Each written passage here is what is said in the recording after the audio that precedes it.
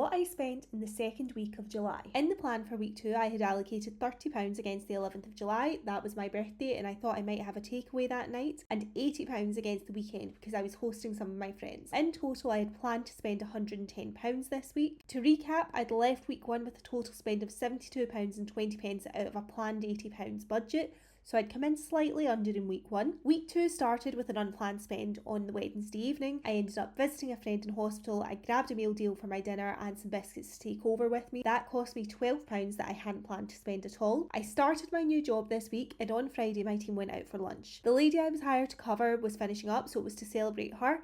But it worked out for me because I ended up not having my planned takeaway that night because I was so full from the lunch. Lunch cost me £20, and I did have a floating £25 allocated for new job expenses in case something like this came up.